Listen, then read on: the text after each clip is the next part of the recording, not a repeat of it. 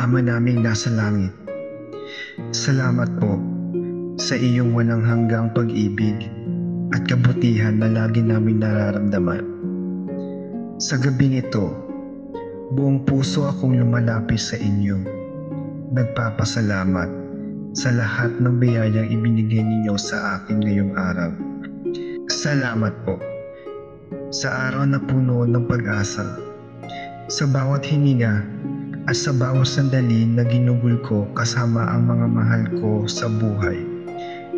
Kayo po ang dahilan kung bakit ako narito. At hindi ko maipapaliwanag ang lalim ng aking pasasalamat sa inyong presensya. Pinupuri ko kayo, Diyos na makapangyarihan, dahil sa inyong kadakilaan. Kayo ang lumikha ng mga bituin na ngayon ay nagniningning sa kalangitan. At ang kapayapaang nararamdaman ko sa puso ko sa mga oras na ito. Walang katulad ang inyong kapangyarihan at sa inyong banal na pangalan. Ako'y nananampalataya at nagbibigay pugay. Kayo ang aking kanlungan, ang aking ilaw sa dilim, at ang aking lakas kapag ako'y nanghihina. Sa gabing ito, Ama, hinihiling ko ang inyong gabay at proteksyon. Yakapin niyo po ako ng inyong kapayapaan habang ako'y natutulog, at bantayan niyo ang aking pamilya at mga mahal sa buhay.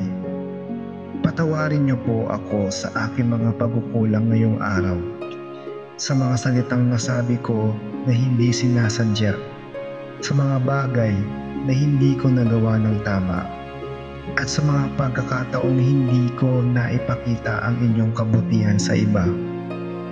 Tulungan niyo po akong maging mas mabuting tao bukas na puno ng pagmamahal at pag-asa na mula sa inyo.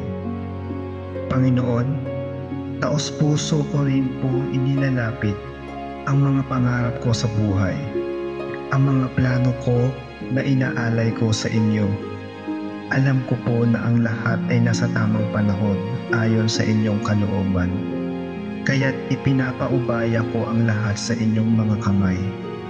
Bigyan niyo rin po ng katahimikan ang aking isip at puso ngayong gabi, upang sa aking paggising bukas, ako'y muling makapagsimulan ng may bagong lakas at galak. Salamat, Diyos ko, sa inyong walang sawang pagmamahal. Sa inyo lamang ako nakakahanap ng tunay na kapayapaan. Habang ako'y nahihimbing ngayong gabi, alam ko na kayo ang kasama ko, at iyon ay sapat na.